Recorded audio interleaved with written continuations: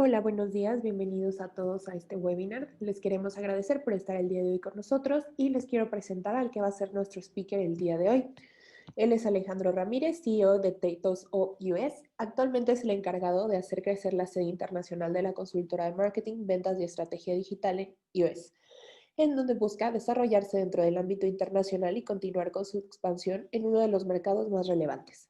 Su liderazgo es parte esencial de la evolución de la agencia y la coordinación del crecimiento de los clientes en marcas como StubHub, Gran Centenario, Toast, Palladium Hotel Group y Grupo Liberty o Blue Group. Son algunos de los ejemplos del trabajo que él trae a sus espaldas. Tiene experiencia en sectores como gran consumo, salud, viajes, banca, servicios energéticos, seguros, telecomunicaciones, entre otros. Agradecemos a Alejandro por estar el día de hoy con nosotros y ya puedes comenzar. Perfecto, muchísimas gracias por la invitación, desde luego, y sobre todo, bueno, como siempre, agradecer a Mercados 2.0, con quien trabajamos desde hace muchos años, desde la Oficina de México. Lo primero, gracias por la presentación. Yo soy de origen mexicano, desde hace ya muchos años que me moví de México.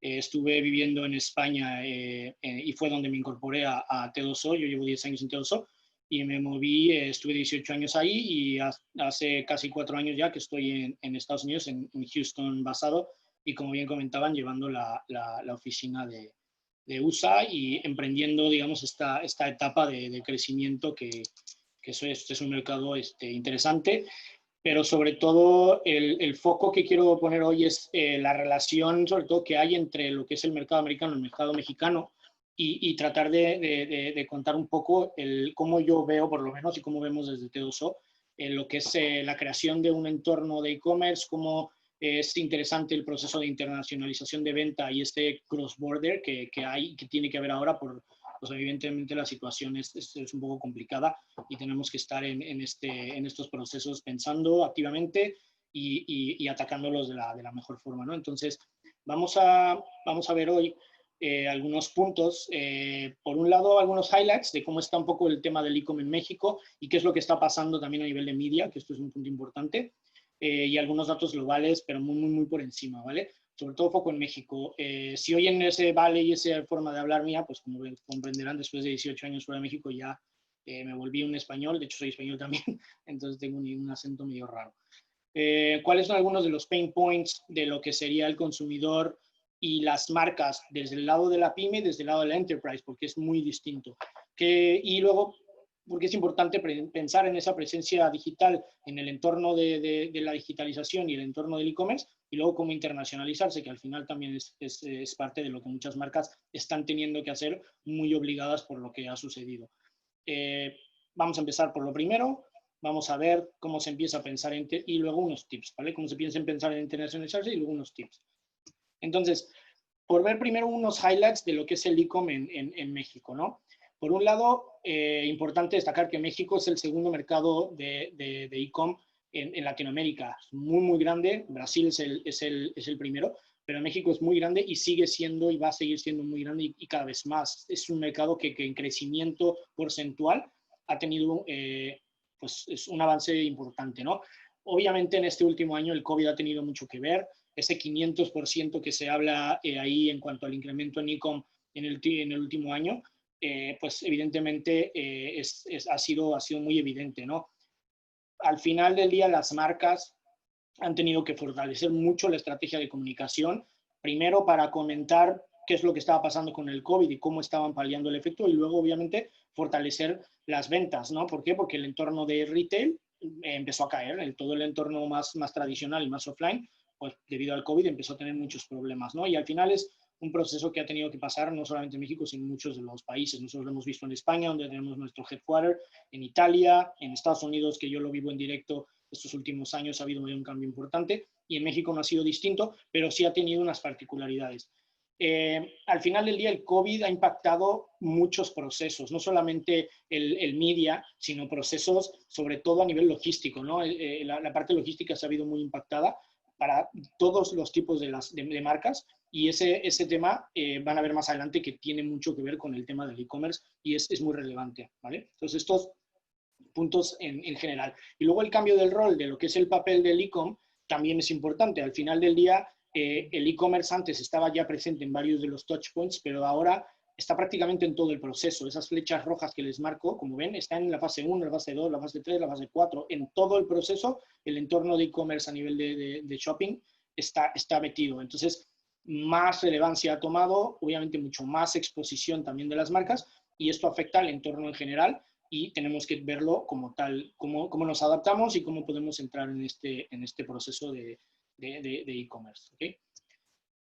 ¿Esto es una realidad o es algo pasajero? ¿No? Yo creo que es una pregunta que todos tenemos en la cabeza. Es, oye, ¿esto vino para quedarse o de qué va la película? O sea, al final del día nosotros tenemos que ver, las marcas sobre todo tienen que ver cómo adaptarse, pero la adaptación requiere muchos cambios en diferentes procesos. Entonces, hay que también entender cuando esto realmente ya es una realidad en un mercado, y no estoy hablando solamente de México, sino en general, y cuando es algo que parece ser más pasajero y que si hago cambios muy drásticos, muy bruscos, a la larga puede afectarme al bottom line del negocio, ¿no? Entonces hay que tener muy en cuenta cuando ponemos procesos de e-commerce y cuando activamos tácticas como lo que vemos en este tipo de scan and go o cuando estamos viendo realidad aumentada, que es una tendencia que ya venía siendo, pero las marcas se han acelerado un poco más. Es el momento, cómo lo hago. Entonces me parece que eso es importante al final porque impacta directamente a los procesos de venta, no solamente mi e-commerce en mi web o mi marketplace, sino procesos de venta en punto lineal en donde se han digitalizado cada vez más, ¿no? Y eso afecta, ¿no? En la parte de alimentación, y vamos a ver un poquito adelante, cómo todos estos procesos también han afectado mucho a las marcas. El retail en México está en boom, eso está clarísimo. Yo creo que el que niegue la mayor en ese sentido es que no ha visto lo que está sucediendo. El retail en México en general está en boom en diferentes verticales. Aquí pongo 4 que son las más representativas, que es la parte de alimentación, todo lo que tiene que ver con la parte de fashion, la parte de consumo masivo, alcohol, etcétera, y luego la parte de lo que tiene que ver con joya, por ejemplo, que también ha tenido un cambio muy relevante en el mercado, ¿no? Y aquí hay que tener cuidado, ¿no? Porque el que se duerme, pues ya sabemos lo que pasa, ¿no? Entonces al final es cómo balanceamos, cómo entramos, qué va a ser el momento y de qué manera lo hago, ¿no? Y al final esto hay que tener en cuenta que ojo, ¿no? Cuando esto pasa este año, en México el cambio, en Estados Unidos nosotros nos metimos en modo COVID, digamos ya bloqueados en casa a partir de más o menos el 13-14 de marzo. En México pasó unas 2-3 semanas después, más o menos, empezó a moverse todo. Pero es verdad que aparte la transición ha sido un poco distinta porque el mercado mexicano tiene una forma distinta de asumir o aceptar el proceso del COVID con respecto a otros países, de donde haya venido, pero la realidad es que ha sido diferente la adaptación y el proceso de las marcas. Pero lo que sí está claro es que a día de hoy las marcas han tenido ciertas adaptaciones que han impactado no solamente a cómo aparecemos en los medios en cuanto al e-commerce, sino cómo invertimos también en estos medios, ¿no? Y al final el e-commerce es un canal de venta, pero es que la inversión que necesitamos en meter en publicidad también cambia y también es importante, ¿no? Entonces, una de las cosas que veíamos aquí, por ejemplo, es el cambio de el media spend que se tenía muy apalancado a la parte de branding en algunas categorías, como ha tenido un cambio importante al performance, ¿no? Estamos hablando en esta encuesta, que es una encuesta justamente de marzo del 2020, en donde muchas marcas empezaron a transicionar de un modelo muy branding a un modelo muy performance. Esto es importantísimo. Por otro lado, como el consumidor también tiene otro mindset y cambia su hábito de consumo. El hábito de consumo, aquí vemos, por ejemplo, cómo empezamos a utilizar ropa más cómoda, la gente cocina más en su casa, eso es un punto importante. Y al final del día, esos cambios afectan al modelo de e-commerce para positivo en algunas, para negativo en otras, y esto es importante. Y si vemos este gráfico, esto es de USA, no de México, pero si vemos este gráfico, vemos cómo las categorías, sobre todo, obviamente, las están muy apalancadas a servicios básicos, como puede ser la compra y la alimentación, han tenido picos muy elevados, ¿no? Al final del día, todo lo que tiene que ver con envío a casa y takeaway o take-out ha tenido un incremental, en este caso, clarísimo por el efecto del COVID, ¿no? Entonces, todo esto que está pasando hay que tenerlo en cuenta, porque al final todos estamos en la misma guerra y todos competimos por el mismo pastel. Entonces, todo esto hace que sea más complejo y que cuando empecemos a pensar entrar en un modelo e-commerce, tenemos que tener en cuenta que no estoy solo y que al lado de mí voy a tener un contrincante, una marca o mis propias marcas a veces canibalizándonos y teniendo mucho más complejidad. Entonces hay que pensar muy bien esa estrategia para que esto funcione. Aquí quiero hacer un zoom en una categoría, como bien decía antes, una de las más impactadas por el COVID, aparte obviamente de todo lo que ha tenido que ver con productos de limpieza, que fue la que explosionó, que es la alimentación, ¿no? En este caso, McDonald's hablaba que a mediados de año van a entrar en una guerra de marketing. Y es claro que ellos necesitan, esta marca en concreto necesita recuperar del COVID y van a tope. Pizza Hut, lo mismo. Este es el momento de estar ahí y no echarse atrás con la marca, ¿no? Si vemos un chart, por ejemplo, en este caso, que es de Kantar, estos son datos de Estados Unidos, pero al final estas marcas, al ser globales, tienen mucho impacto en el resto del mundo, como prácticamente todas las marcas han tenido incrementos con respecto al año anterior en lo que es el media spend. Pero es verdad que ha habido mucho cambio con respecto al performance marketing. Entonces, este es uno de los ejemplos. Estamos haciendo un zoom de una de las marcas, categorías más competitivas, y al final, como les pongo ahí, no, esto ya no, en este caso no es una guerra, es el Lord of the Rings en esteroides. Estamos hablando de una guerra bestial, y esto afecta mucho a cómo tenemos que plantearnos como marcas, por ejemplo, el e-commerce directamente en nuestra categoría e indirectamente contra otras categorías, que al final todos vamos con el mismo pastel, ¿no? Entonces, era por hacer un zoom en una categoría que me parece que es muy, muy claro y muy evidente el ejemplo de cómo ha cambiado todo en cuestión de meses. Ahora, no solamente es a nivel de las marcas, sino a nivel de los medios, y esto es lo que comentaba antes, ¿no? A nivel de medios, como ven, prácticamente toda la capa offline se ha ido hacia abajo en líneas generales, y todo se ha transicionado al digital y sobre todo al modelo performance. ¿Qué pasa? Que no es que haya más usuarios aquí, sino que de este lado se han ido trasladando hacia acá. Y esto hace que haya más, lo que decimos aquí en Estados Unidos, clutter de audiencia, ¿no? Hay más gente compitiendo por el mismo pastel, pero por las mismas personas. No es que de repente haya 500 millones de personas más en el mundo, no es la realidad, de hecho, al menos por lo que ha pasado. Entonces, es más complicado porque al final estás peleando con más gente. Entonces, vuelvo a lo mismo, el modelo de e-commerce tiene que cambiar y tiene que adaptarse también con respecto a eso, porque un e-commerce por sí solo no va a levantarse de la noche a la mañana, ¿vale? Entonces, esa es un poco la intro, simplemente para ver un poco cómo está el mercado y cómo ha estado la evolución. A día de hoy, en el caso de México, hay todavía muchas cosas por pasar. Creo que la evolución dentro de lo que ha sido con respecto a otros países ha sido buena, pero es verdad que también ha habido muchas cosas malas que han sucedido en el país y que han impactado en diferentes niveles, ¿no? Entonces, como marcas tenemos que plantearnos el cómo lo hago, cuándo lo hago y con quién lo hago. Es importantísimo saber con quién lo hago, y necesitan ir con gente y con personas. Al final todos somos personas, pero son personas que necesitan entender muy bien cómo va esto, cómo funciona y qué tenemos que hacer, ¿no? Entonces, vamos a entender justamente ahora esos pain points que el consumidor sobre todo está teniendo y las marcas, para ver cómo encontramos un poco esos puntos o gaps en donde tenemos que entrar. Si nos vamos a lo que son las pymes, el consumidor se ha encontrado con esta realidad, ¿no? Una carga lenta de los sitios. En el caso de México esto es más que evidente. Hay una gran problemática en cuanto a lo que es la parte técnica de lo que son los sites y las aplicaciones.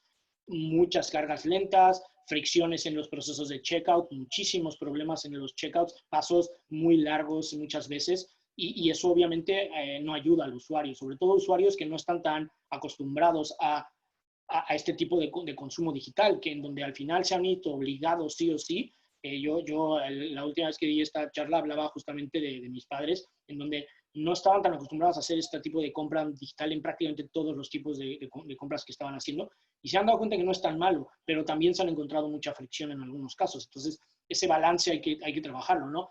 Los buscadores en los sites súper confusos, baja disponibilidad de los productos, sobre todo por problemas de supply, y esto viene mucho a ver con lo que ha sucedido en Asia en las cadenas de producción. Mala experiencia del usuario en procesos postventa, devoluciones, puedes devolver, luego resulta que no, cosas de este estilo, ¿no? Y luego, pues complejidad al entrar y encontrar los productos en los sitios y en las aplicaciones. Al final, productos o servicios, ¿no? Al final es como, yo tengo que ponérselo fácil, lo más fácil al usuario. Y esto es la realidad, no está pasando en muchos casos, y México es un país que tiene un problema grande en ese aspecto, ¿no?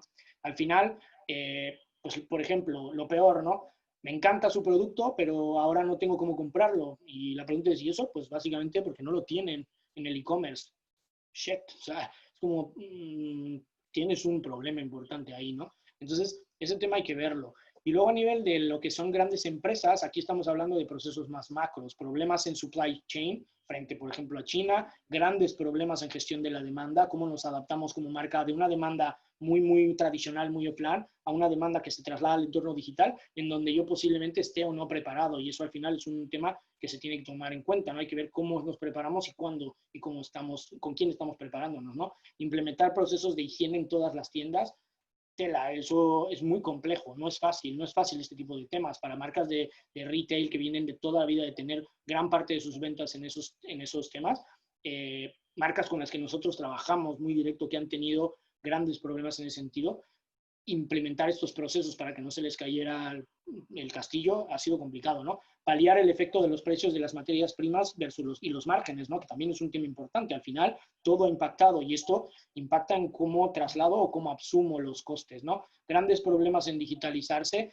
y reubicación y circulación de empleados. Y esto aquí hago un zoom y un énfasis muy claro. La gente, las personas que trabajamos en este entorno, al final todas somos personas y las marcas tienen que hacer movimientos, pero a veces nosotros como personas nos quedamos entre medias, ¿no? Entonces es como, a ver, es verdad que tenemos que hacer adaptaciones, pero las personas y ese proceso de recirculación tampoco es fácil de asumir. Entonces es importante que las marcas en ese aspecto tengan en cuenta que las personas no de repente son una cosa y mañana otra, porque yo lo quiero, ¿no? Entonces esos cambios hay que adaptarlos también. Y en un proceso de digitalización, justamente este proceso es muy complejo, porque cuando tú vienes de ser tan tradicional y quieres que de repente seas totalmente digital, la cultura puede que no esté asociada a eso. Entonces los propios empleados necesitan procesos de formación, necesitan entender cómo cambian los procesos de lo que tenían a lo que tienen, ¿no? Y estos son grandes pain points que las grandes empresas están teniendo que paliar. Hace meses que no encuentro mi producto favorito. ¿Y qué ha pasado? Pues que no lo tenían más que en la tienda física y no lo han metido en la web aún. Qué chingas. Al final he tenido una mala experiencia y no porque la marca no quiera, sino porque no ha tenido la capacidad de adaptar ese proceso para que esté de su lineal en store a su lineal en web. Y esto afecta a muchísimas marcas y en México es un efecto muy, muy claro que le está costando a muchas ser capaces de mitigar. Entonces, aquí es donde viene cuando China se pone mala, todo el mundo se pone malo. Si China estornuda, todos estornudamos y esto por los procesos logísticos que tenemos con ellos. Entonces, es importante que tengamos que al final todo afecta en general al entorno en global. Pero vamos a empezar por lo primero. Y aquí vamos a empezar a definir un modelo de entorno de e-commerce, ya que entendemos que los medios han cambiado, las categorías y el mindset de la gente ha cambiado. He entendido que hay muchos pain points que tenemos primero que tener en cuenta, identificar, adaptar y entonces empiezo a definir mi entorno basado en eso, no al revés, porque entonces si no mi entorno va a tener muchos problemas y evidentemente posteriormente no voy a ser capaz de tener los resultados que busco. Entonces, vamos a empezar a definir el entorno, ¿no?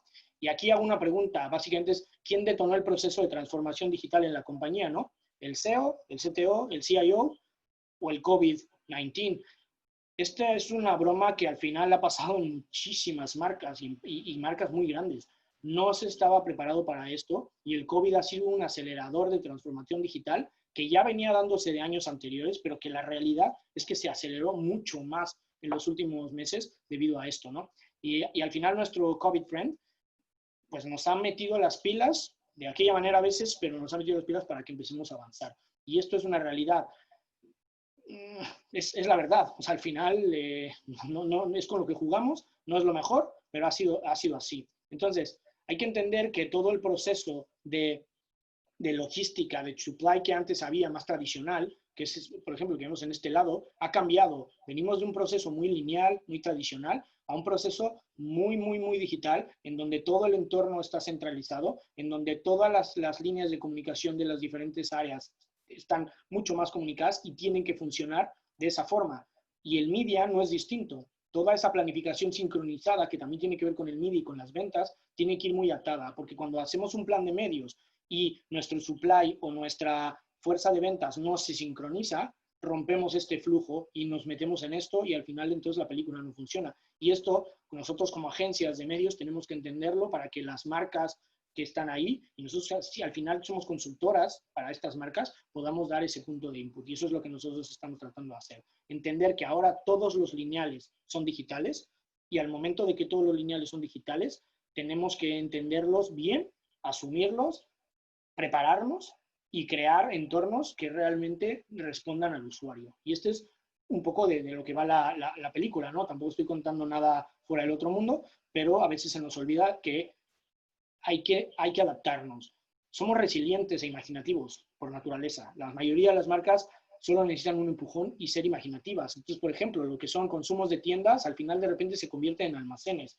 Tiendas que al final han ampliado sus pedidos digitales a través de colaboraciones porque no podían hacerlo en directo. De ahí es de donde salen todas estas grandes distribuidoras de pedidos, ¿no? Que al final ha aparecido. Los minoristas al final pivotan a recogida en la calle. Empresas de fitness, por ejemplo, que empiezan entrenamientos en línea porque no tienen capacidad de hacerlo ya en forma física. O restaurantes que entran en el mercado de comestibles en donde empiezan directamente a vender productos en sus restaurantes. Y aerolíneas que al final han tenido que ofrecer vuelos comerciales para hacer carga y aprovechar esos aviones y que no se quedan parados. Estos son solo ejemplos de algunas marcas de cómo se han retransformado para paliar este efecto y al final han encontrado nuevos modelos de negocio, que al final es lo interesante de esto, ¿no? Que han dicho, pues esto no es tan doloroso al final del día. Al final del día parece que también tiene sentido y han optimizado procesos de producción, recursos humanos y muchas otras cosas. Entonces, somos resilientes y eso es lo importante del día, ¿no?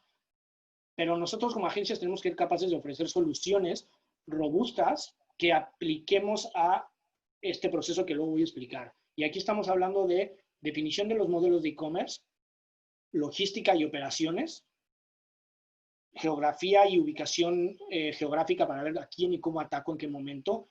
Obviamente lo que tiene que ver con el mercado local y el mercado legal en cuanto al market, el go-to-market y la estrategia, y la parte de customer loyalty, que al final es muy, muy relevante y más en estos momentos. Muchas marcas no estaban preparadas para justamente trabajar con entornos en donde el customer finalmente ya se vuelve digital prácticamente al 100, ya no tienes forma de verle la cara muchas veces. Entonces, eso es complicado, no es tan fácil de paliar. Y estamos hablando de qué tipo de sitio utilizo, si utilizo dropshipping, si hago warehousing, qué tipo de logística, si voy a un estado, a una ciudad, si voy a todo el país, si hago cross-border, si voy global, cómo me autorregulo, cómo trabajo toda la parte de hyperlocal targeting, el foco en top sellers, quick wins, smart spending, y luego cómo utilizo tecnología como chatbots o inteligencia artificial y marketing y automation para que esto funcione. Esos procesos no son sencillos, pero se pueden hacer y necesitan un partner que pueda hacerlo, ¿no? En este caso, lo que pongo aquí simplemente son pues herramientas que nosotros solemos trabajar para esto, ¿no? Al final estamos hablando de entornos de venta, como puede ser un Shopify, puede ser un Amazon, Mercado Libre, un eBay, etcétera, etcétera. Tecnología que nos permite gestionar la logística de forma digital, como puede ser un Seller Cloud, como puede ser un Deliver. Obviamente tener un equipo fuerte, tener el market y compliance local. En el caso de España, el GDPR, que es muy importante. En el caso de Estados Unidos, todo lo que tiene que ver con CCPA para California, los temas de procesos de FTC, que son importantes, o las normas mexicanas oficiales en cuanto a también la venta en e-commerce, ¿no? Y luego todo lo que tiene que ver con los grandes partners, tanto en la parte de venta como en la parte de adquisición, como en la parte de loyalty, ¿no? Que al final es lo que nosotros buscamos siempre, tratar de atar todo el proceso para tener esto mucho más, para que esto pueda pasar, ¿no? Esto parece de película, ¿no? De ciencia ficción, cuando vemos a un entorno como este de Amazon, en donde todo es robotizado, pero que al final hay mucho detrás. Y antes de que todo esto suceda, que este es el proceso de venta ya, de movimiento de producto, previamente hay muchos pasos. Ese marketing que nosotros hacemos para que esto suceda a nivel de demanda también tiene mucho que ver. Y esto es de donde parte todo el tema del e-commerce. Entonces, vamos a empezar a definir un poco nuestro proceso, ¿no? Vamos a definir primero nuestro objetivo. Vamos a empezar a ver si el e-commerce toca ahora, si es después, si tú el marketplace, si primero trabajo de otro modelo, cuándo me toca el proceso de internacionalización, cuándo debo de entrar en un proceso de e-commercialization y básicamente cuándo empiezo a pensar en escalabilidad, ¿no? Al final, todos estos pasos hay que definir muy bien ese objetivo y entender cuándo es el momento adecuado para que esto suceda. Hacer un análisis de la viabilidad económica. Al final del día necesitamos ver qué es lo que necesito frente a lo que puedo y tengo, porque no siempre tenemos lo que queremos y eso es una realidad. Incluso las grandes marcas, y a veces peor las grandes marcas porque son mucho más complejas de mover, por decirlo de alguna manera, esos dinosaurios a veces son más complicados de mover y de activar, ¿no? Los activos actuales que tengo, ¿cómo los podría aprovechar? Ya veíamos el tema de la resiliencia. en qué momento puede entrar un proceso en donde a lo mejor tengo un activo que parece que está ahí muerto, pero a lo mejor lo puedo aprovechar para otras cosas. Entonces ese proceso de thinking previo es importante. Necesito préstamos y desahogos para poder activar esto, necesito inyección financiera y cómo lo hago, ¿no? Este es un análisis de viabilidad económica que se tiene que hacer en cualquier escala, ya sea una empresa de una persona, una pyme o una gran empresa. Al final esto tiene que pasar y nosotros como agencia tenemos que ser parte de esos procesos a nivel consultivo para también entender mejor cómo podemos nosotros a nivel de marketing y de comunicación apoyar en estos procesos. Y muchas veces a nosotros como agencia nos dejan fuera de estos procesos porque son procesos muy internos, pero cuando hablas de entornos como e-commerce, necesitamos estar en estos procesos para que todo el entorno tenga sentido y sea más circular. Entonces, aquí tenemos que entrar. ¿Para qué? Para que justamente podamos ser capaces de definir esa plataforma estratégica, ajustar el producto al mercado y al entorno. Si lo paso de un retail, ¿qué pasa cuando lo embarco al digital? ¿Qué procesos tengo que tener? ¿Cuál va a ser mi estrategia de competitividad? Hablábamos antes del tema del Zoom en la alimentación. La alimentación al final, trasladar de un entorno en donde yo estaba acostumbrado siempre a ir a una tienda y comprar mi comida, a que ahora me la lleves y no sé si va a llegar caliente, va a llegar fría, si me va a llegar a tiempo, si va a estar bien la comida y la puedo ver antes o me la tengo que comer así. Hay muchas cosas. Y esa competitividad, que también es parte de ello, es que todas las marcas están en ese mismo proceso, ¿no? Entonces, me parece que es muy relevante que de alguna forma tengamos eso en cuenta, definir objetivos claramente, definir la estrategia de ventas y la combinación de productos y cuáles son los productos que realmente tienen un margen suficiente como para yo poderlo hacer en un entorno digital y más, por ejemplo, en los marketplaces, ¿no? No todos los productos se pueden entrar en un marketplace y ser vendidos con un margen o un ACOS que para la marca funcione. Productos con margen normalmente por debajo del 50%, es muy difícil que escalen en un entorno de marketplace, simplemente por el hecho de el margen se lo va a comer todo el proceso de e-comercialización digital que va a haber entre medias, más la media. Y la realidad es que no todos los productos pueden entrar ahí, entonces hay que entender muy bien cuándo sí, cuándo no y cómo no. Hablamos de requisitos logísticos y también cómo tengo que tener todo en cuenta, porque cuando entro en un entorno de e-commerce, los procesos de demanda también son distintos. Y hay veces que los procesos offline no responden a lo que son los procesos digitales. Entonces, controlar el proceso de suministro para que no haya roturas de stock, hacer forecasting basado en datos para ser eficientes, no estimaciones de mis ventas en los últimos años en offline solamente, sino en industria. Ahí nosotros como agencias entramos mucho a nivel consultivo en ayudar a tratar de entender a nivel digital cómo se mueve con respecto al offline para ver cuánto inventario necesito, si tenemos la infraestructura y el equipo necesario para el proceso de venta y el proceso postventa, ¿no? Al final ese proceso postventa también es importante. Al final lo que antes me contestaban en una tienda física, ahora me lo tienes que contestar en un entorno digital y no todas las marcas están adaptadas para eso. ¿Cómo vamos a llevar nuestro proceso logístico? ¿Cómo vamos a trabajar en envíos, si son directos, si son frente a distribución, temas de importación, exportación, en fin, todos estos procesos los tenemos que tener previo a siquiera pensar en si voy a ir a un e-commerce, o sea, un website, o si voy a ir a un marketplace, o si voy a hacer otro formato distinto, ¿no? Y luego también entender las implicaciones legales con respecto al entorno y a la marca. No porque yo ya venda en el mercado mexicano o en la Ciudad de México o en Monterrey o en donde sea, por eso yo ya puedo entrar en un entorno digital como si nada fuera distinto. Hay ciertas normativas que también a veces cambian y hay que tener en cuenta los requisitos específicos de las categorías, auditorías que puedan haber, certificaciones, registros, también obviamente todo lo que tiene que ver con la parte financiera. Entonces ese entendimiento global, si no lo tenemos muy claro, podemos encontrarnos al final del día con problemas. Entonces, no entrar en llamo a la agencia de turno de desarrollo o la agencia de medios y de consultoría como nosotros, le pido que me haga un e-commerce, que lo ponga y empiece a vender como churros, ahí tienes $50,000 o lo que sea que te doy para que hagas media y que vengan las ventas. No funciona así, es mucho más complejo de eso y tenemos que entender que esto, si lo queremos hacer bien, hay que planificarlo, ¿no?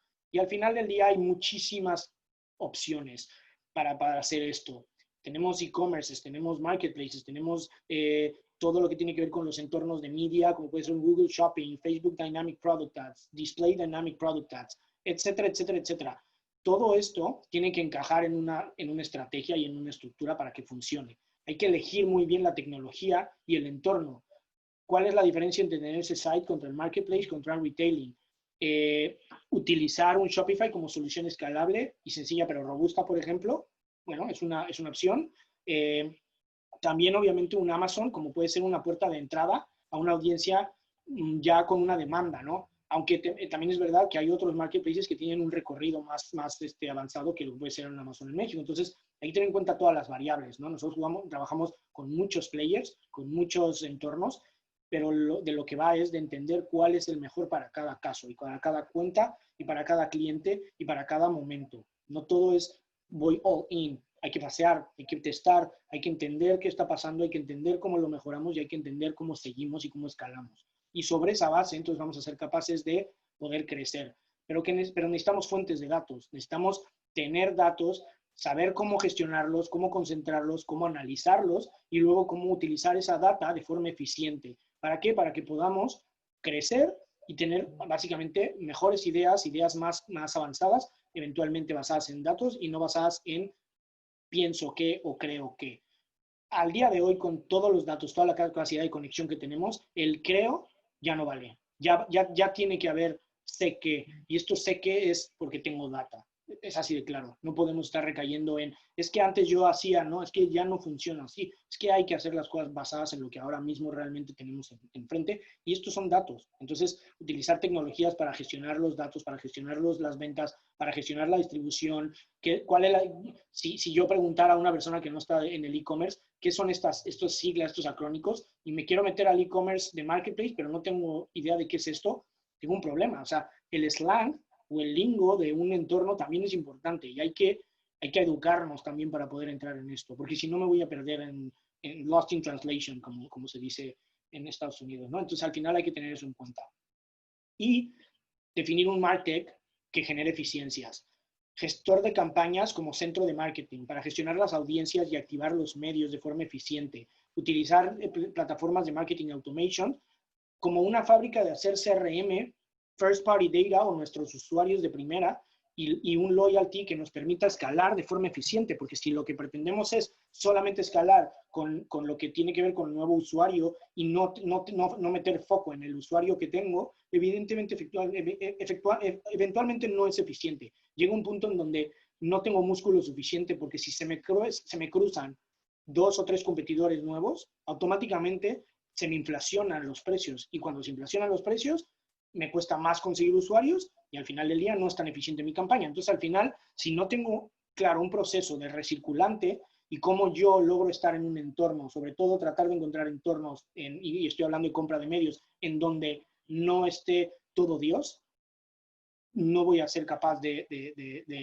ser efectivo y eficiente en mis compras de medio y cuando lanzo un e-commerce, por muy buen producto que tenga y por muy buen e-commerce que haya creado, al final del día, la demanda no se genera sola. Y necesitamos medios para que la genera crece y eventualmente orgánicamente crecer y eventualmente ese loyalty nutra nuestro proceso para que no todo sea pagado.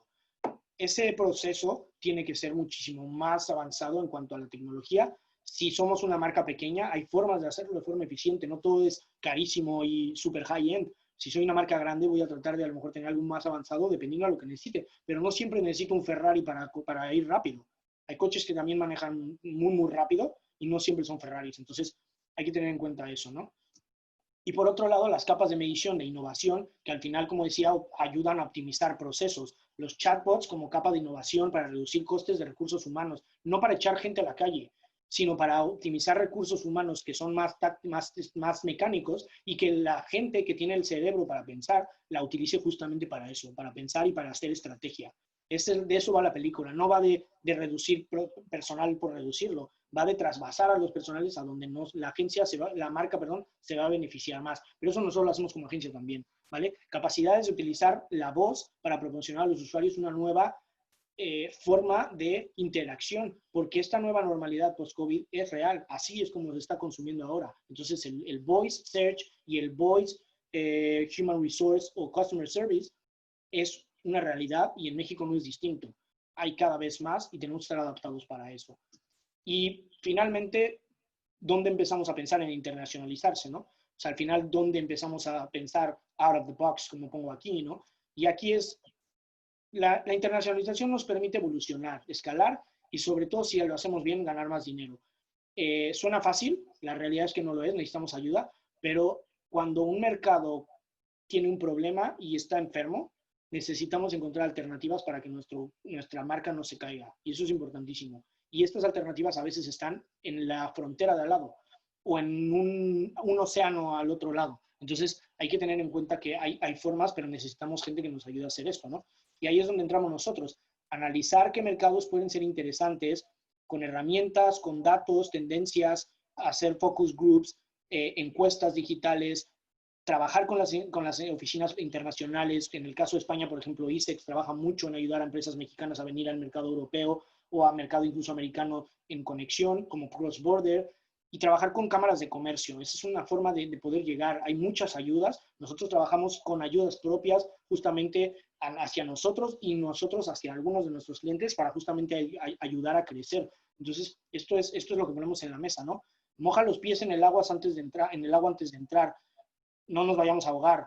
Un gran error que vemos con mucha frecuencia es empresas que gastan un presupuesto muy alto en digital para hacer que su sitio, para hacer que su site sea buenísimo, pero luego solamente una porcentaje muy, muy bajo para testar y entender el mercado. Y el testar no solamente hacer un focus group, es activar una campaña de medios que me permita sacar datos con un tiempo razonable, analizarlo y de ahí ir creciendo. Rara vez se hace eso.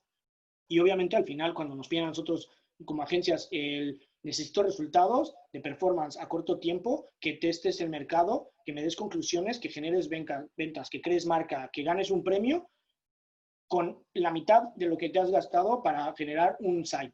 Pues no tiene sentido. O sea, hay que tener balance y eso es importante porque pasa mucho y a veces no nos planteamos estas preguntas, ¿no? Y al final hay que entender que el mercado local también cambia, ¿no? Hay que ser más eficientes, hay que aplicar técnicas de hiperlocalización. Por ejemplo, los mercados como México, Estados Unidos, necesitan este formato y sobre todo no asumir que lo que funciona, en este caso, perdonad que deje España, pero en el caso de México, todo va a funcionar igual. Al final va cambiando, ¿no? Empezar con el entorno de marketplaces y la venta directa a veces es interesante, pero también requiere más esfuerzo en el canal directo a veces. Entonces, ¿cómo balanceamos, no? Vemos como Amazon es el rey en marketplaces, pero también es verdad que dependemos mucho y no construimos nuestra base. Entonces, hay que entender cómo balanceamos ese formato, ¿no? No todo en un marketplace es fácil, tiene su complejidad y lo que necesitamos es alguien que lo sepa hacer, pero que también nos ayude en formato consultivo a entender cuándo toca un marketplace y cuándo toca un canal directo. Y al final, localizarnos.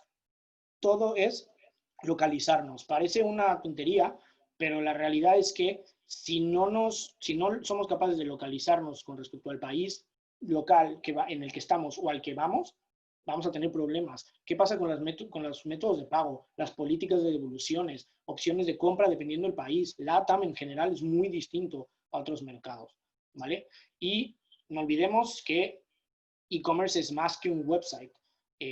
Tenemos websites que pueden estar en Shopify, puede ser Magento, puede ser Demonware, puede ser PrestaShop, WooCommerce, iBridge de SAP, etcétera, etcétera. Marketplaces, Amazon, Mercado Libre, un Alibaba, eBay, Etsy, retailers o e-tailers como Walmart, Palacio de Hierro, Liverpool, comparison sites como Nextag, el propio Google Shopping o Google Commerce, Xiao, PriceGrabber, luego plataformas como RetailMeNot, Groupon, Living Social, plataformas de comparación como Honey, Basket.com, Flip, etc. Entonces, hay mucho más allá de mi site y mi Shopify.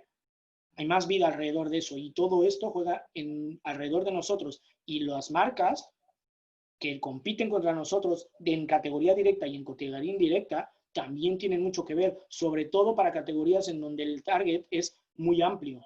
No puedo pretender estar solo y que un mes venda una cosa y a los 5 meses siga vendiendo lo mismo, porque si entraron más competidores, posiblemente no voy a vender lo mismo. Esa es la realidad de las cosas. Entonces, hay que adaptar mucho esto continuamente. Y a veces va a funcionar, a veces no va a funcionar, a veces vamos a invertir y va a funcionar genial y vamos a estar muy felices, a veces vamos a invertir y no nos va a funcionar y no vamos a ver muy bien por qué, pero para eso estamos justamente para ayudar a analizar y cuando se analiza, se vuelve otra vez y se prueba y se vuelve a trabajar. Ese es el ciclo al final del día, ¿no? Entonces hay que entender que eso es lo que pasa, ¿no? Y al final voy a dar unos tips de vamos a hacer cosas grandes, ¿no?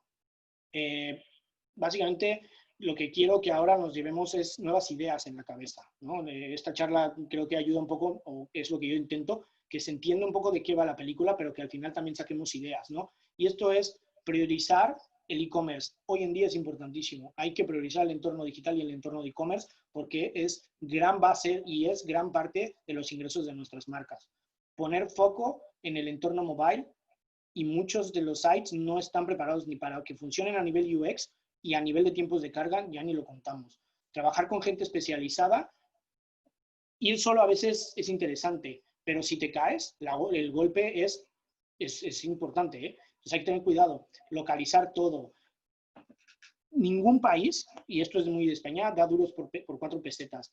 Hay marcas en donde directamente, si no te conocen, no vas a tener el crecimiento que esperas y vas a tener que invertir. Esa es la realidad. Entonces, hay que entender muy bien en qué, y no hablo solo de mercados en cuanto a un país, hablo de mercados en cuanto a un estado distinto. Entonces, hay que entender que aunque mi marca sea muy fuerte en un área, no por eso después va a ser igual de fuerte en otra. Tenemos que construir eso, ¿no?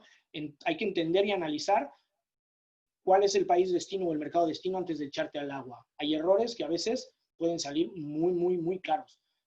Entonces, cuidado porque el castillo al final del día se puede tambalear, ¿no?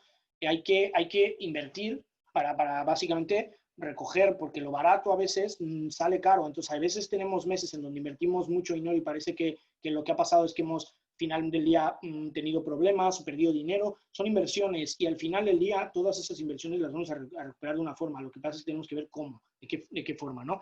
Toma decisiones basadas en datos, no asumir cosas, porque mi primo lo contó, o yo creo, o el de al lado me dijo. Eso no funciona ya. Y sobre todo, trata de que tu agencia tenga experiencia en lo que está haciendo. No, los todólogos no existen, no todas las agencias saben hacer de todo. No es que nosotros somos los mejores, pero creo que en las cosas que hacemos solemos hacerlo de una forma bastante razonable. Y lo que sí tratamos, y estoy seguro que todo el equipo va a concordar con nosotros, es hacerlo mejor para nuestros clientes siempre, ¿vale? Y último tip, think big, get big. Esta es la máxima que tenemos en T2O. Al final lo que siempre hemos buscado y lo que buscamos en todo momento es pensar en grande como agencia y para nuestras marcas. No siempre nos va a salir toda la primera. Es verdad que hay veces que vamos a tener pues que pasar por errores, pasar por momentos complicados, pero al final del día se trata de que la agencia esté ahí, esté al pie del cañón y esté siempre tratando de ayudar. Y estos procesos que comentaba antes, es necesario que haya alguien que sea de confianza, que esté a su lado y que ayude a que esto realmente funcione. Pero hay un proceso, no podemos saltarnos los procesos simplemente porque soy X o Z marca o porque no tengo capacidad económica en ese momento. Si tienes que ir más low end, ve low end, pero no te saltes el proceso. Hazlo simplemente más simple, menos complejo y utiliza tecnologías que te permitan hacerlo de forma ágil, económicamente viable, pero no te saltes los pasos, porque si nos saltamos los pasos, ahí es donde encontramos justamente la gran problemática de que no tuve en cuenta o no sé qué está pasando. Y al final, el no sé qué está pasando, lo único que va a generar es incertidumbre, inseguridad, obviamente muchos dolores de cabeza, y al final del día, el director de marketing de turno, la agencia de turno o el que esté atrás es el que va a tener la culpa de todo lo que está pasando si no vemos que hay mucho más allá que lo que es una activación de medios y lanzar un e-commerce. Hay muchas más cosas allá. Y eso es todo de mi parte. He querido ir más o menos rápido para tener un poco de tiempo para hacer preguntas o respuestas, lo que yo pueda dar. Y cualquier tema, ahí tienen mi correo, mi teléfono directo, y espero haberles ayudado y que esta charla sirva para algo por lo menos, ¿no? Muchísimas gracias, Alejandro. Ya tenemos abierta la sección de preguntas para que nuestros invitados puedan hacer las que tengan referente a la plática. Estamos en espera de ellas. Muy bien. De todas maneras, en lo que lanzamos la primera pregunta, la última vez que di esta conversación, la mayoría de las preguntas que venían, y quiero adelantarme un poco en este aspecto, han sido preguntas muy relacionadas a cuánto tengo que invertir, cuándo tengo que invertir, por dónde empiezo, cómo empiezo.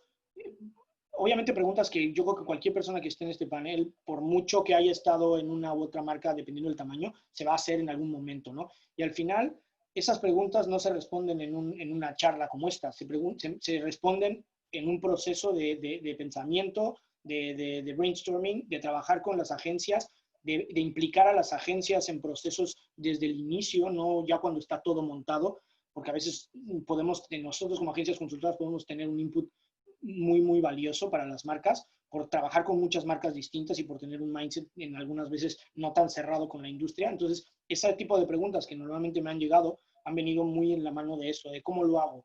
Y yo lo que siempre respondo es, plantéate las preguntas de forma correcta, ten con quién analizarlas y replantearlas, y entonces vuelve a preguntarla. Entonces, simplemente por abrir un poco la línea en ese sentido y en lo que estábamos también preparando un poco las preguntas. Tenemos una, nos preguntan acerca de cómo ves la experiencia del usuario en la generación en los e-commerce. Muy mala normalmente. La realidad de las cosas y una de las cosas y a mí no me gusta ser fatalista, ni mucho menos, pero la realidad es que hay marcas que se pusieron las pilas desde mucho antes que pasara el COVID y que ya estaban trabajando no solamente en la parte de Customer Experience, sino en la parte de user Experience, ¿no? El CX y el UX, que no es lo mismo. O sea, al final, una cosa es que tu web o tu aplicación tenga unos procesos más o menos buenos, y otra cosa es que luego el proceso de compra también, que es más parte de UX, también funcione, ¿no? Entonces, al final del día, esas dos tienen que casar. Y una de las cosas que nuestro fundador, Oscar, habla mucho es de lo que es la métrica del ROX, ¿no? Que es como el retorno de inversión con respecto a ese UX. Entonces, ¿cómo lo veo? Veo que hay muchas marcas que se han puesto a crear entornos, pero que no se han tomado el tiempo real de poner en marcha procesos para que esto realmente, pues realmente funcione, ¿no? O sea, al final del día, necesita haber un proceso previo de evaluación para que cuando se hacen estos sites o se rehacen estos sites o aplicaciones estén bien planteados.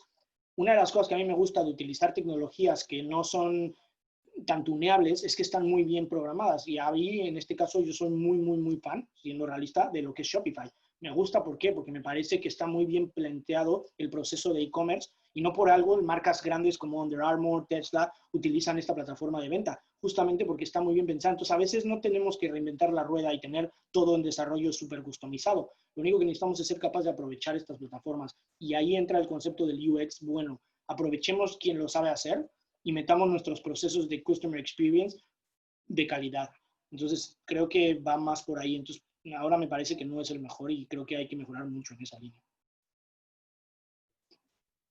Perfecto, nos preguntan, ¿qué tan confiable pueden ser los algoritmos de las redes sociales para generar tráfico orgánico o es mejor pagar? Mira, los algoritmos de las marcas como Facebook, como Google, etcétera, etcétera, hacen muchísimo trabajo de optimización, y lo que intentan normalmente es, obviamente hacen dinero de la compra de medios, y esa es la realidad de las cosas, pero también ellos obviamente saben que las marcas del otro lado necesitan una serie de resultados para que esto funcione. Entonces, no todo es Google y Facebook se embolsa el dinero y ya está, sino que ellos tratan de hacer y tener la mejor tecnología posible para que funcione, y a la vez los clientes empujamos y las agencias empujamos a que lo hagan mejor ellos.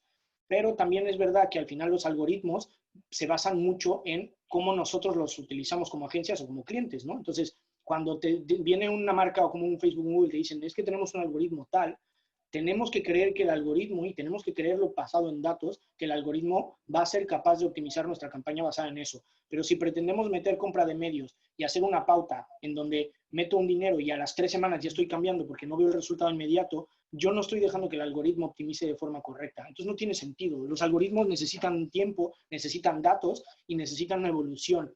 Y nosotros como agencia lo que tratamos es justamente de hacer eso, entenderlo a las marcas, que a veces no es fácil de digerir, porque las marcas también quieren resultados muchas veces, y más con lo que ha pasado muy a corto plazo. Entonces es complicado para balancear eso. Pero la realidad de las cosas es que cuando dejas, y esto ya es más experiencia propia, cuando dejas que los algoritmos funcionen y dejas que no haya tanto cambio, que no haya una granularidad tan masiva muchas veces, porque no es necesario, porque si no el algoritmo no es capaz de aprender, entonces es cuando funcionan muy bien. Hace un par de días Facebook empezó a lanzar justamente unos correos a las marcas y a nosotros como agencias, hablando de que se han dado cuenta en algunos casos en cuentas donde hay muchas anuncios en paralelo y lo que están haciendo es que el algoritmo no sea capaz de optimizar también. Y lo que están pidiendo es que se reduzca. Entonces, ese, por ejemplo, es un paso que Facebook en este caso está dando para justamente tratar de minimizar ese efecto. Y yo creo que es importante tener en cuenta que los algoritmos, al final del día, son árboles de decisión basadas en inteligencia artificial y lo que necesitan es datos para poder optimizar.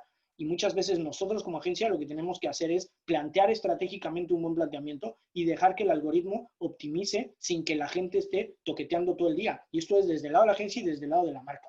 Entonces, ese proceso no es inmediato, no podemos pretender tener resultados de la noche a la mañana y lo que funciona un mes puede que el otro día, el mes no funcione, porque también saturamos a la audiencia, porque también otras marcas entran, en fin, hay muchas cosas que entran en el juego. Entonces, si hay un cambio en una campaña y en la campaña viene con unos meses de tendencia, a lo mejor la tendencia en 2 meses cambió y lo que tenemos es que cambiar ese modelo para que siga funcionando, pero cambiar con diferentes estrategias. No todo funciona siempre estable y vamos a estar perfectos todo el año. Eso seguro que no. Y más con lo que está pasando en donde hay muchas marcas más entrando y el pastel, como ya comenté, se ha distribuido en muchísimos players nuevos que antes no estaban. Y esto es más complicado al final, entonces. Nos preguntan, ¿cómo funciona un e-commerce para una pyme y qué tanto le puede funcionar?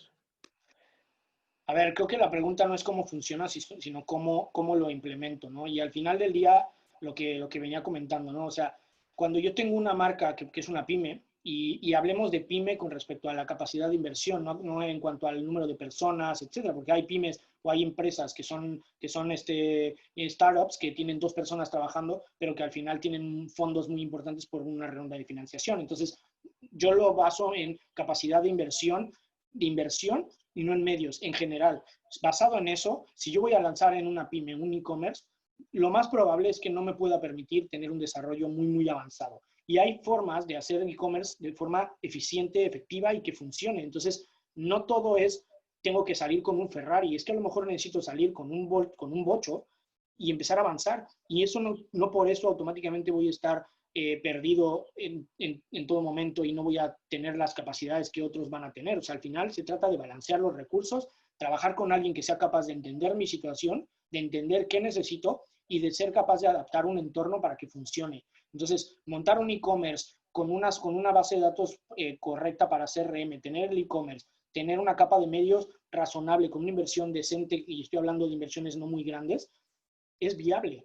La película es si tengo el equipo, tengo los recursos y el conocimiento necesario para que eso funcione. Si pretendo ir como marca de todólogo porque no tengo cómo hacerlo con una agencia y pretendo que funcione, al final a corto plazo puede que funcione en economía porque los números pueden ser un poco más reducidos, pero a la larga la probabilidad es que no acabe funcionando la película. Y ahí es donde nos hemos dado cuenta y es donde han venido muchas marcas que eran más pequeñas, medianas y nos han dicho, necesito ayuda porque quise hacer esto solo y no fui capaz. Y cuando analizamos el entorno y vemos sus inversiones en las tecnologías, en el MarTech, en la plataforma, es como, ¿por qué hiciste esto? ¿Por qué no te fuiste desde el inicio con una capa más pequeña y luego escalaste? Entonces ahí es donde entramos. Esos procesos consultivos es lo que nosotros trabajamos mucho con las marcas cuando son nuevas o cuando ya están en procesos avanzados y muchos de nuestros clientes grandes de diferentes entornos lo que nos piden es cómo podemos eficientar esto un poco más, cómo podemos ser más competitivos, cómo me muevo ahora que se me ha metido un competidor nuevo o 10 nuevos, cómo de repente estaba yo vendiendo y ahora ya no lo vendo y qué hago ahora. Ese es el concepto, ¿no? Y son procesos que son naturales, no se cae el mundo por eso. Obviamente no es tan digerible a veces, pero es lo que pasa, ¿no? Entonces, si queremos como pyme lanzar en un entorno, tenemos que plantearnos primero cómo hacerlo y cuándo hacerlo y con qué tecnologías a veces tiene sentido que vaya y tomar esa decisión bien pensada, ¿no? Entonces ahí es donde nosotros como agencia normalmente entramos, pero las pymes pueden trabajar perfectamente un entorno de e-commerce sin tener que descapitalizarse porque a día de hoy el entorno digital lo permite. Esa es la realidad. Pero los procesos detrás también a veces hay que tenerlos en cuenta. No es solo lanzo el e-commerce. ¿Qué pasa con la logística? ¿Qué pasa con mis recursos humanos? ¿Quién va a responder las llamadas o los correos que entren? ¿Tengo capacidad de tener producción suficiente para un e-commerce que antes a lo mejor vendía 10 y ahora voy a vender 100? Esas cosas hay que contestarlas antes de si la pyme necesita un e-commerce o no. Entonces, por eso digo, el proceso es importante. Muchas gracias. Una más. ¿Me recomiendas que empiece con Amazon si estoy empezando un e-commerce? ¿Qué producto tienes? ¿Qué márgenes tienes en el producto? ¿Cómo es de competitiva la categoría?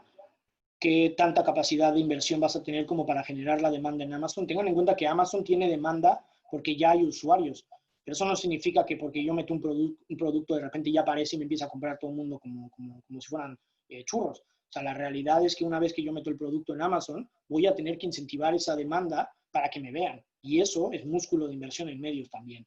Entonces, no creamos que porque de repente ya meto el producto en Amazon, creo mis ASINs, tengo un producto genial, una ficha de producto increíble con sus imágenes, con sus bullet points, su descripción, su título, su A+ content, toda la película. Ahora venga a vender como churros, no es verdad. No funciona así la película. O sea, antes de poder plantearme el entrar yo en un entorno de marketplace, y me da igual si es Amazon, es eBay o Mercado Libre, tengo que analizar mi producto y ver si tengo capacidad de asumir los costes asociados del marketplace, porque me va a cobrar, Amazon me va a cobrar entre un 10, 15, 20% de fee, dependiendo del mercado y la categoría, de venta, más el costo de fulfillment, más si yo lo voy sumando y mi margen no es alto, me voy a comer mi margen y posiblemente no sea rentable cuando le meta el marketing, porque mi ACOS va a estar muy por encima de lo que me puedo permitir.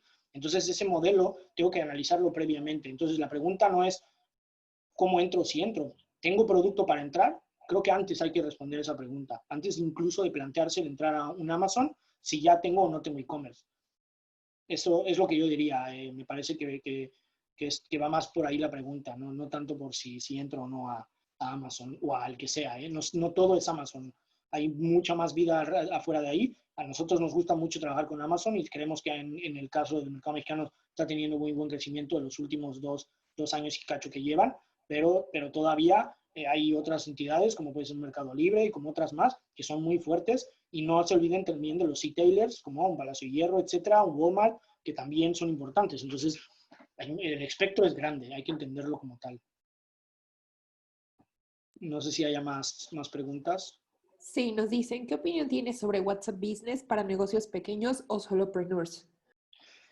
Mira, yo siendo súper honesto, no lo hemos trabajado mucho de nuestro lado, siendo súper honesto, yo no conozco tanto cómo está teniendo ahora mismo lo que son a nivel de venta, si lo usamos mucho para venta directa, no creo que tengamos data suficiente como para yo decirte es un canal muy, muy bueno o es un canal muy, muy malo.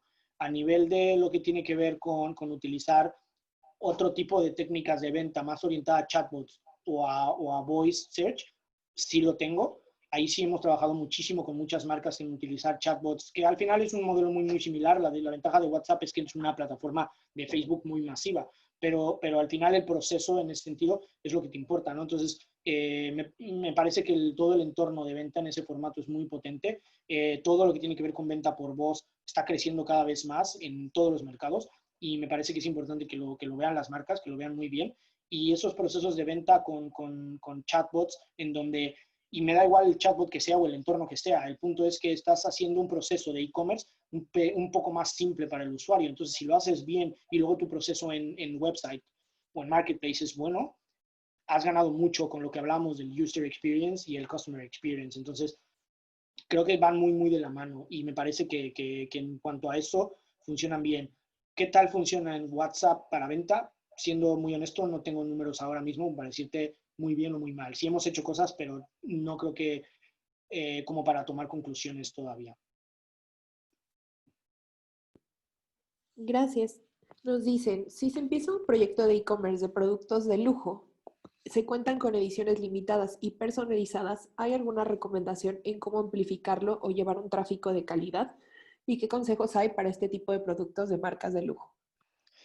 Voy a dar un ejemplo de una marca de lujo justamente que trabajamos nosotros, en donde tiene el modelo, es un modelo muy tradicional en donde tienes categorías, digamos que son las Evergreen o Always On, sus categorías icónicas, categorías que no son son más estacionales, y luego productos más bien de categoría que son muy puntuales, que son lanzamientos muy, muy concretos. Entonces, cuando tienes el Always On, al final es cómo lo promocionas para que tengas una afluencia de usuarios más recurrente. Cuando estás hablando de colecciones que van cambiando y van rotando, obviamente necesitas estar continuamente exponiéndolas porque son lanzamientos, ¿no? Y luego cuando hablas de productos muy custom made o que son muy de una seasonality o de una fecha en concreto, no sé, un producto para Halloween o un lanzamiento con una celebrity, un co-branded, etcétera. Esos son productos que normalmente tienen un tiempo de recorrido muy corto y obviamente el exposure que tienes que tener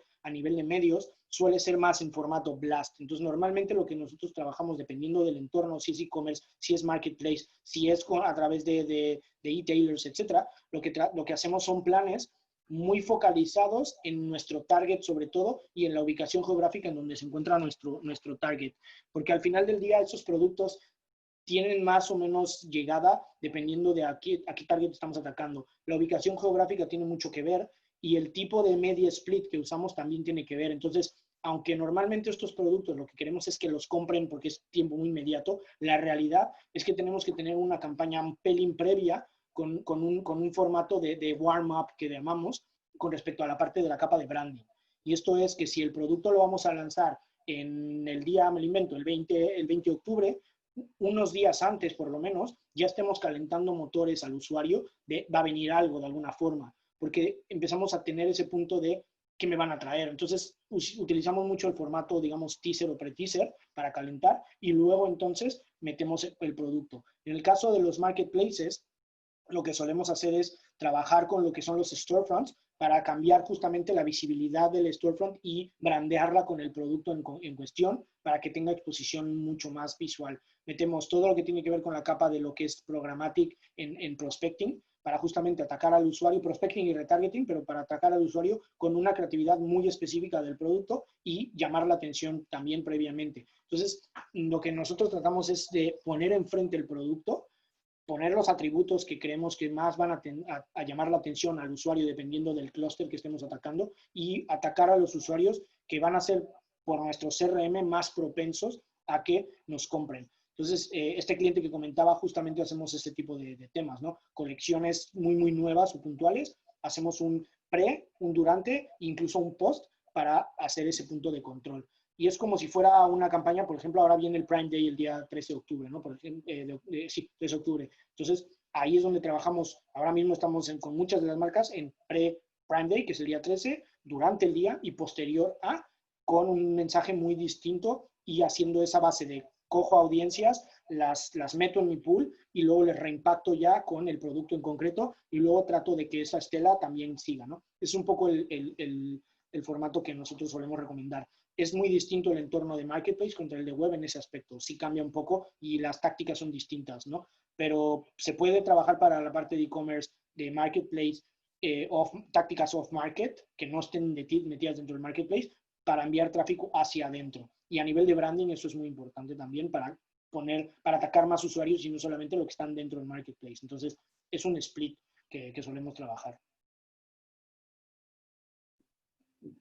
Muchas gracias. Nos preguntan una más. ¿Algún consejo adicional para la venta de servicios en línea? Para la venta de, perdón. De servicios en línea, no tanto enfocada a productos.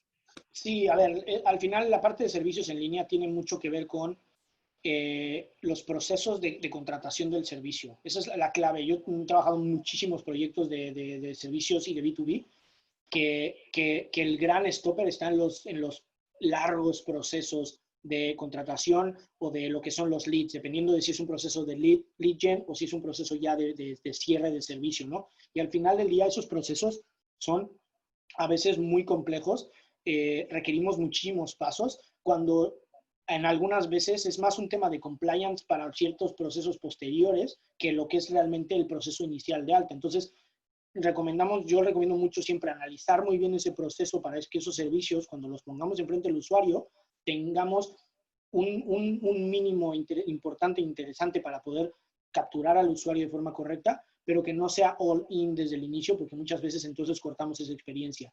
Para procesos de servicios, estamos utilizando muchas marcas, chatbots, para ayudar justamente en eso. Y estamos hablando de chatbots tanto dentro de nuestro website como en las redes sociales, en un Facebook chat, etcétera, etcétera, en donde ya el robot ayuda de forma muy, muy ágil a empezar ese proceso. Y una vez que el usuario ya está dentro del flow, es decir, que ya lo metimos en el proceso del SQL, entonces empezamos a bajarlo.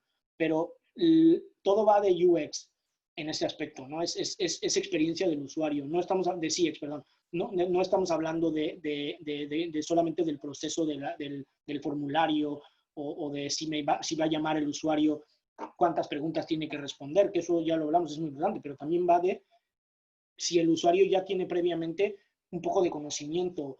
Cuando yo lo meto en el flow, le he preguntado previamente algo como para cualificarlo o está en blanco y no sabemos ni lo que está buscando y a veces el usuario tampoco sabe lo que está buscando. Entonces, es complejo, ¿no? Entonces, va muy en esa línea. Me parece que la parte de servicios a nivel de e-commerce, que para nosotros es un e-commerce, nosotros trabajamos muchísimo el travel, por ejemplo, y no es un tangible, pero al final es un e-commerce. O trabajamos muchos seguros. Y en la parte de seguros, lo que tratamos de trabajar muchísimo es cómo optimizar esos procesos de captación y de entender que el usuario, no todo el usuario que capto está en el mismo momento. Hay un flow. En Estados Unidos eso es la máxima de todos los procesos de lead gen. No todos los usuarios cuando los captas están listos para que te cierren una póliza o te hagan un booking o te contraten una nueva línea de ADSL. O sea, cada usuario está en un proceso y lo que tenemos que hacer es pasarlos de a la derecha, de la izquierda, en este caso, a la derecha. Y ese flow es inbound marketing, content marketing, branding, media, performance. Hay muchos pasos. Entonces hay que construir un flow con un media plan muy basado en cómo bajo al usuario desde mi capa más alta, cómo empiezo a ponerle la marca al principio para que sepa quiénes somos y cómo ya lo bajo a decídete por mí porque soy la mejor oferta que vas a encontrar. Eso es un proceso, eso no es inmediato, no todos son compras impulsivas. Entonces, en servicios, esto toma más fuerza todavía, en servicios sobre todo. Y dependiendo del servicio, pues vas a tener un proceso, un flow más o menos largo, ¿no? Las decisiones en servicios no siempre son inmediatas. Hay veces que tienes 1, 2, 3, en el caso de travel, a veces 90 días de pre-booking window. Entonces, todo ese proceso lo tienes que pasar. Creo que ahí va de entender muy bien qué procesos tengo que tener para que esto funcione. Ahí es donde yo creo que hay que poner mucho foco. Me da igual si es un e-commerce o vendo un seguro en un marketplace, que también se puede. Entonces, al final está todo muy conectado, ¿no? Perfecto, y nos vamos con la última. Es una duda sobre la industria farmacéutica. Específicamente con la restricción de medicamentos, ¿cómo manejaríamos un e-commerce? ¿Algún tip o cómo se maneja la distribución de los mismos? A ver, el problema de la farmacéutica y de otro tipo de categorías, pues el entorno de salud, en el caso de Estados Unidos, que es muy claro cómo el entorno de la salud, con las regulaciones que hay en general, desde el entorno farmacéutico hasta el entorno de health tradicional, de hospitales, etcétera, es muy restrictivo, ¿no? Entonces es más complejo, ¿no? Y en el caso de México no es muy distinto. Es verdad que la regulación aquí es muy fuerte, pero no es muy distinto. Lo que nosotros hemos visto con las diferentes farmacéuticas o casas dentro de la industria que hemos trabajado es que el proceso de educación previo del usuario es clave para luego el proceso de venta. Entonces, muchas veces pretendemos lanzar en un e-commerce en un producto y obviamente en un producto farmacéutico es más complicado. Si nos vamos a una parafarmacia, que es más laxo, por el hecho de ponerlo en un lineal, y me da igual si es mi Shopify o si es un Amazon o si es Walmart en retail, ya por eso se va a vender y no es verdad. O sea, al final los usuarios, en el caso médico, nos hacemos muchas preguntas, ¿no? De, oye, más ahora con todo lo que está pasando y el COVID, entonces como, oye, ¿qué me resuelve este medicamento o este servicio o este nuevo estudio o lo que sea que estemos promocionando al final, ¿no? En el entorno farmacéutico.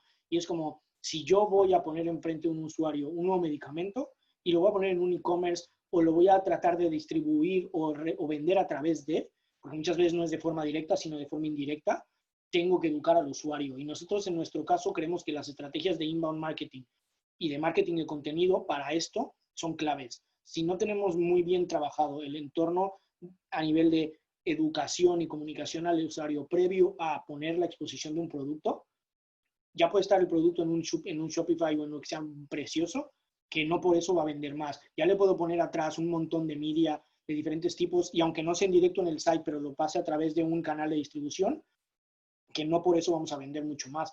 Hay muchos pasos previos y en el entorno farmacéutico me parece que es crítico todo el proceso educativo previo y posterior a que esto, o sea, porque no, ya te vendo el producto y ahí se acabó, ¿no? Espérate.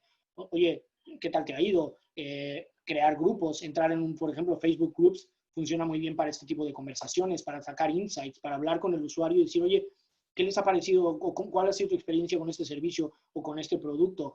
De forma muy low profile, porque no todo es muy regulado, pero se puede hacer. Entonces, creo que va mucho de comunicación con el paciente, usuario, como le queramos llamar, cliente, y los procesos previos de educación para que, como bien hablaba, en ese funnel estemos en el Active Evaluation, que sería la parte media, para que nos tengan en consideración previo, durante y ya en proceso de adquisición.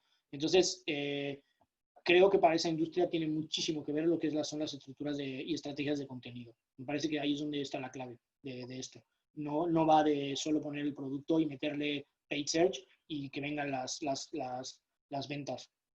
Hay un trabajo mucho más avanzado que no es lo mismo en otros casos, ¿no? No quiere decir que no es importante, pero en un entorno retail tradicional, por ejemplo, de fashion, es una táctica más, pero no es la clave del éxito. En el entorno del farmacéutico y este Spectrum, sí es muy clave la información. Y entonces las landings y los microsites con el contenido bien estructurado y ese flow y ese automation es clave. Pero hay que tener en cuenta que hay una regulación. En el caso de Estados Unidos, lo que es el HIPAA es muy importante. En el caso de México también hay una serie de regulaciones. Entonces hay que tener en cuenta eso. No es tan sencillo, pero se puede hacer. Perfecto, Alejandro. Pues muchísimas gracias. Estas fueron todas las preguntas que tenemos de parte de la audiencia. Queremos agradecerles a todos por haber estado con nosotros el día de hoy y sobre todo a ti por esta charla. ¿Quieres cerrar con algo Muchas más? gracias a Merca 2.0 de nuevo y desde luego gracias por la invitación y la gente que haya estado aquí, pues espero que les haya ayudado y ahí tienen mis datos, así que estamos en contacto. Muchísimas gracias y de nuevo muchas gracias a todos y buen día. Gracias a ustedes, hasta luego.